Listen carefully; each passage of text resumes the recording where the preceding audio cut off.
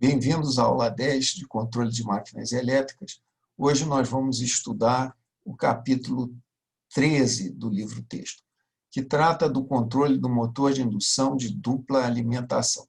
Se você for ler o título do livro, diz que é um controle de máquinas com variação restrita de velocidade, que é o caso do motor de indução de dupla alimentação. Isso fica fácil de ser entendido através dessa transparência, que é a figura 13.1 do livro-texto.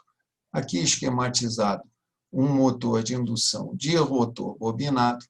Quando ele recebe a alimentação do estator e do rotor, ele muda de nome.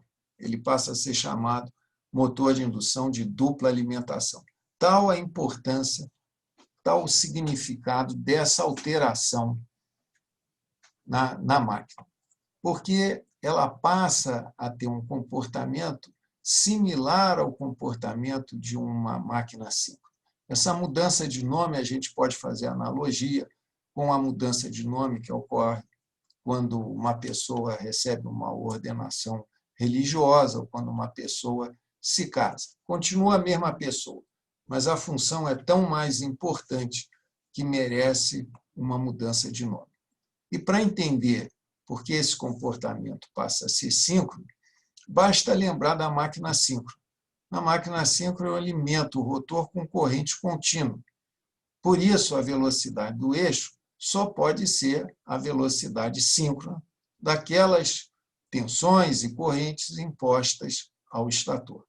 Quando eu coloco no rotor uma frequência diferente de zero, o resultado vai ser o mesmo, só que agora a velocidade de rotação do eixo tem que ser tal que, somada com a velocidade de rotação do campo estabelecido no rotor da máquina, tem que dar a velocidade síncrona das tensões impostas no estator.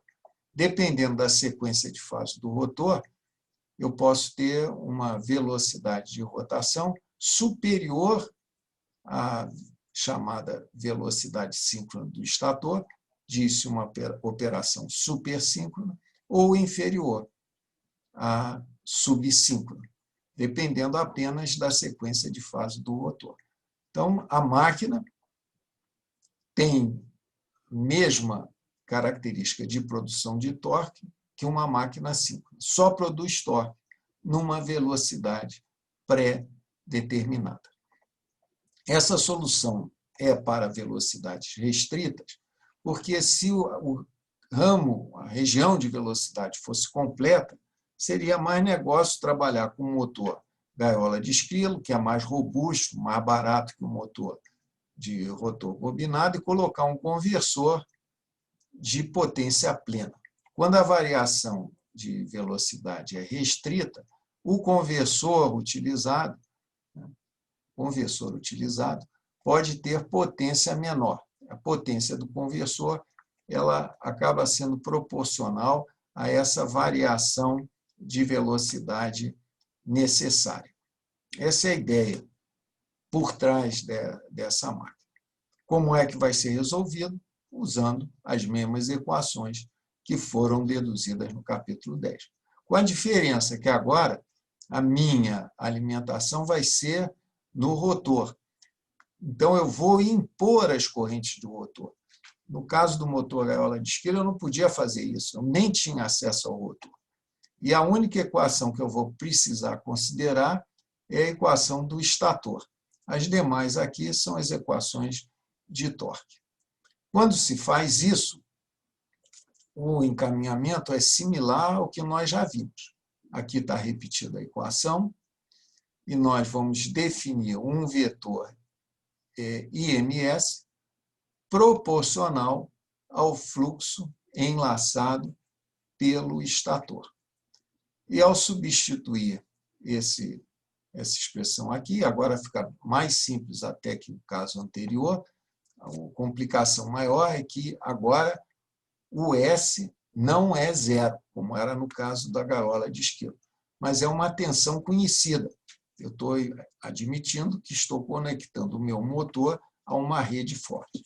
Quando se faz isso, está deduzido no livro, a expressão do torque é dada pelo IMS e IRQ, onde essas grandezas, IRQ e IRD, são muito similares às que nós vimos anteriormente, só que agora o meu referencial é o IMS.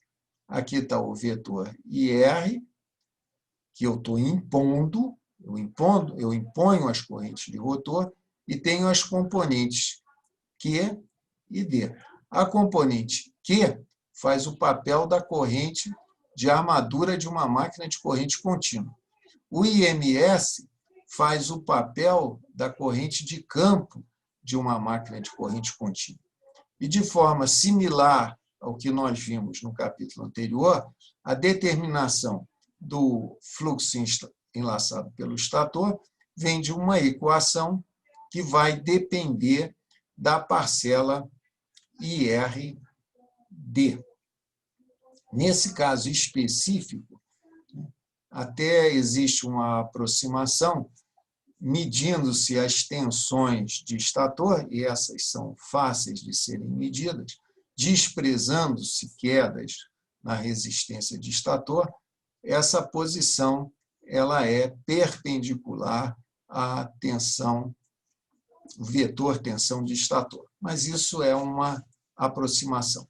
Ou seja, essa máquina passa a ser vista também como uma máquina de corrente contínua. Isso daqui é a equação de torque de uma máquina de corrente contínua. E a posição, a dificuldade de posição do fluxo enlaçado pelo estator pode ser determinada através da solução dessa equação. Essa história, essa proposta, já no fundo é antiga, isso é da virada do século XIX para o século XX, proposta por Kremer e Cherbius. Cherbius propunha que a potência que normalmente no motor de indução de rotor bobinado é dissipada em resistências fosse devolvida para a rede. É o que estamos fazendo. E o Kremer propunha jogar para o eixo do rotor. Tudo feito na época com conversores eletromecânicos. Hoje em dia, com a eletrônica de potência, essa ideia do Cherbius foi revivida com essa proposta. Exatamente isso daqui não é senão a proposta do Cherbius. Eu agradeço a atenção e agora só falta um capítulo para chegarmos ao final do livro. Bom trabalho para vocês.